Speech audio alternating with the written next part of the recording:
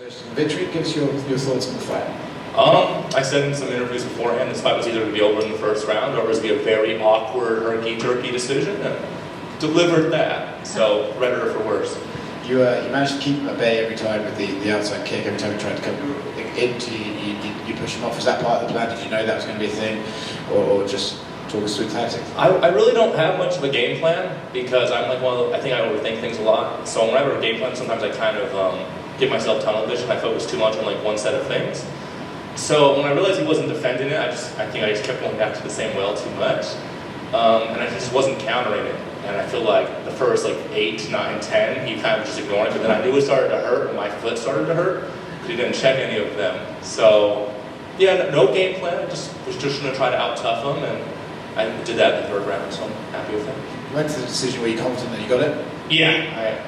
The second round, besides the headbutts, he just held me against the cage for a few seconds. He landed one clean punch the entire time, but even though the kicks may not score as much as a punch, I felt very confident that I outlanded him at least like 3-1 in the second round.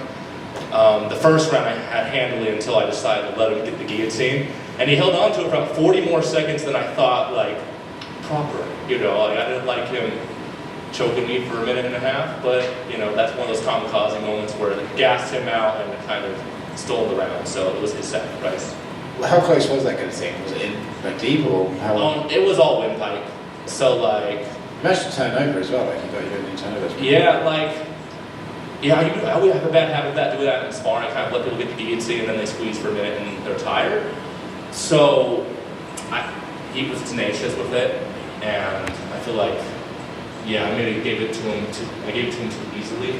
But I didn't feel like it was very close. It was mostly windpipe. A guy was gurgling, and I had been very like unwell the past few weeks. So like my throat's been very I had strep, and I was like immune to my antibiotics.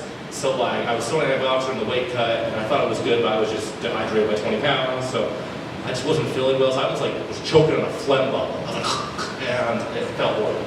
So these are the things we don't know about fighting. Congratulations on the victory. So the dance afterward, is it spontaneous or planned? I was too tired to do a real dance, so I kind of did a little butt volcano. I heard what DC said about it, and that's right, Sharon, I got some cakes. But I heard DC really liked it, got him to do that little whistling laugh he does, so proud of myself, hopefully that makes it to the gram. Pretty happy with my little booty dance, I'm sure it'll make it to the gram. Is that something that you do as a hobby, or something that you do as, we've seen NFL players do ballet dancing, we've seen other people do dancing as a means of flexibility and fitness. Is this something you do for fun, or is this something that's actually part of a routine, a workout routine? I've always loved dancing. Like before I got married, I'm a very conservative religious person. I went to a church dance every weekend, so I have dozens and dozens of dances. I went to prom 5 times, and I love to dance. So I go out there and I get jiggy with it. Is that how you got the wifey?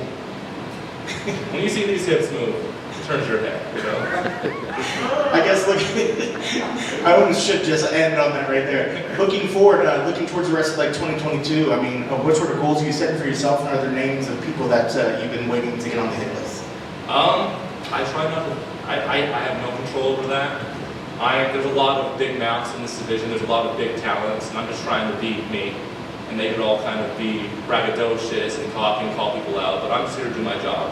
And I don't know who I'm going to fight, because I thought I was fighting Victor Martinez, and I was super excited about that, but then I got to fight, in some ways, my doppelganger, specialist, and I don't want to get my hopes up, so I'm just going to wait and see what Sean Shelby says. Well, and last thing on the dancing, do you have a particular song in your head when you do the dances?